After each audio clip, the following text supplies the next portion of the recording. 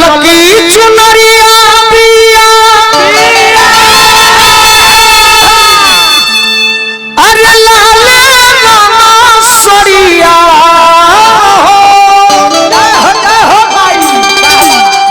चवरिया रे डोले तो बघावा बैठल बा अरे बघावा बैठल बा अरे पजरिया हो चवरिया रे डोले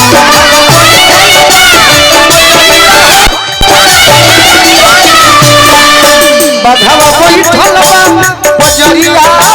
चवरिया रे डोले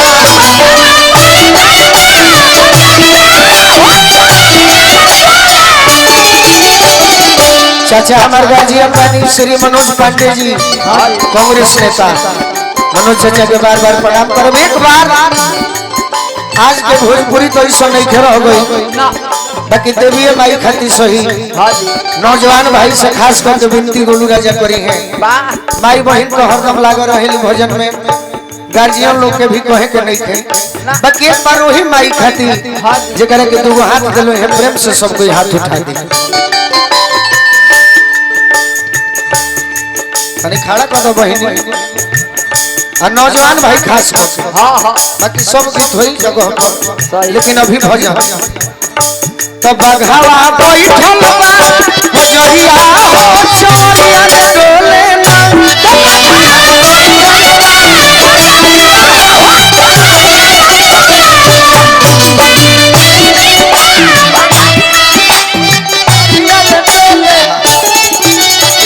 हमारे एम चौधरी जी की ओर से आशीर्वाद मिलो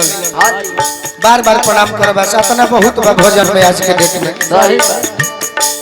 ललकी चुनरिया पिया ललना सरिया हो चवरिया रे डोले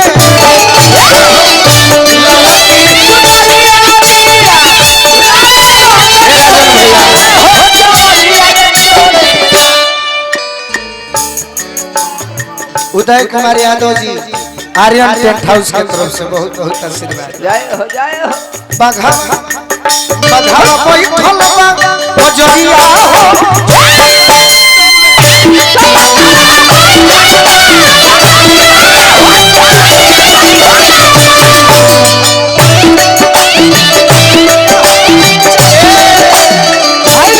अबे मैं लय मारम तो भरत शर्मा जी के भी निमन लागी सही बात भूपेंद्र जी राइस मिल के मालिक बानी मोतिहारी जिला से आई बानी हम स्वागत करो अपना चोकरो बाबा के स्वागत करो और हमार पुरान गार्जियन पुरान बने पुरान और से संपर्क बा लय मारम तो बहुत लय मिल जाई बाकी रामा शंकर चाचा ही जिला के गौले बड़े टन टना टन बाजे घोरी घंटा मंदिरवा चमके हो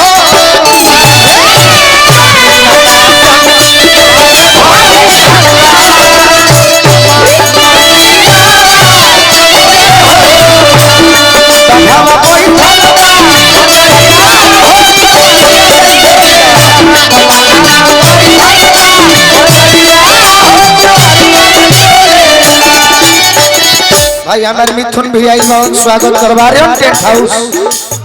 उदय कुमार यादव जी जीवन में वो तो सौभाग्य महीने कि हमारा समाज के तो पूरा बिहार उत्तर प्रदेश पूरा भारत देश से सम्मान मिलल लेकिन कलाकार उहे होला कि अपना समाज के तो प्रेम मिलते बा दूसर को समाज से अपन अपन प्रेम खींच ले तो गोलू राजा एगो बड़े सौभाग्यशाली उदय कुमार यादव जी आर्यन टेंट हाउस एक हाथ गदा सोहे तुझे तलवारिया हो चवरिया रे डोले एक हाथ गदा तुझे तलवारिया हो धन्यवाद धन्यवाद उदय भैया काहे भोला बाबा आगे को हाथ गदा सोहे तुझे तलवारिया हो चवरिया रे डोले कॉपी रिकॉर्ड्स के मालिक हाँ जी हमार भोला बाबा गड़खा से बड़ी संगीत प्रेमी आ 2-3 गो कलाकार बड़े जेकर के बाबा बड़ी मानीला अजीत हलचल जी, शिव कुमार बिक्कू जी आ गुलू राजा। तो सोहे अंगूरी में मुनरिया हो चवरिया रे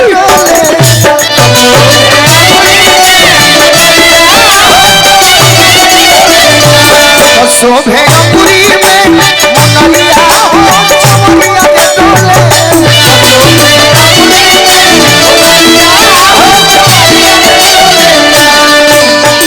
गार्जियन श्री मुनेश्वर चौधरी जी की ओर से पूर्व ना को अब हम मंत्री जी को हतनी ऐसे कि पूर्व कुछ दिन खातिर रहेला हाँ जी फिर समय आई तो चोकर बाबा मुनेश्वर चाचा हम तो ही माई से प्रार्थना करतनी कि जितना ही समाज बनल बा तो हमारे कुछ दिन में एमपीओ चाचा के माई विधायक वहीं से बना दे।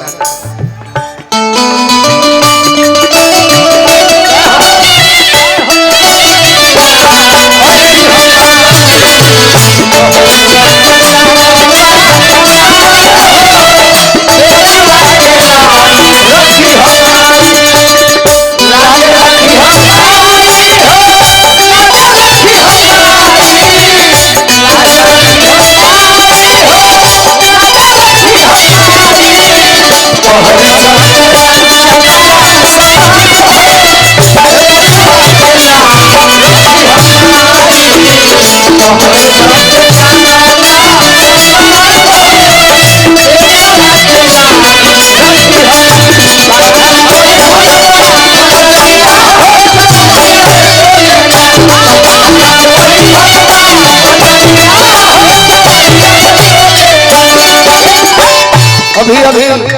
मंच पर मंचौड़ी सज गई जब हमारे 2 गो भाई का आगमन हो गए। भेंट तो पहले भइल है रोशन राज जी हमारे मित्र हमारे भाई संगतिया प्रदुमन परदेसी जी। हाँ जी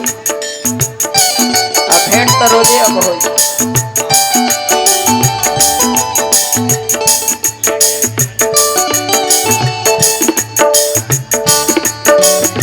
अविनाश सिंह जी के ससुराल अंकारपुर से बार बार प्रणाम करो। दोनों भाई का हम स्वागत करो। विकास भैया भैया हमारा अजीत भैया के मित्र अविनाश जी के धन्यवाद। गनवा के लिखल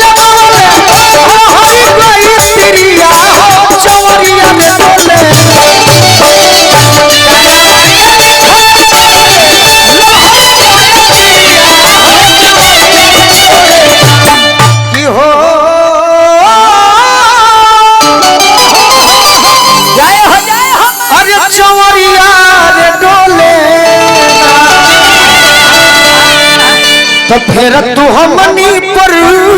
जय हो माई कि फिर तू गोलुओ पर नजरिया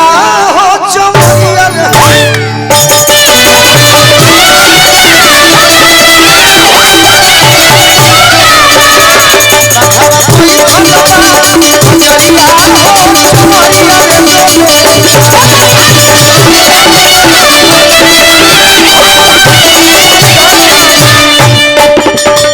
ललकी चुनरिया मिया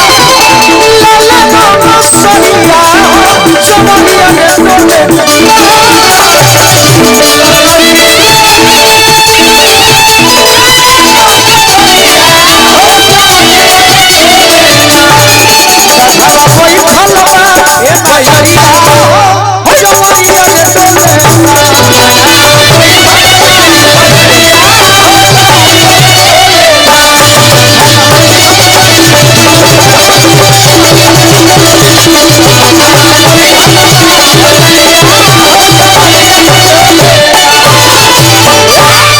प्रेम से बोली सच्चे दरबार की।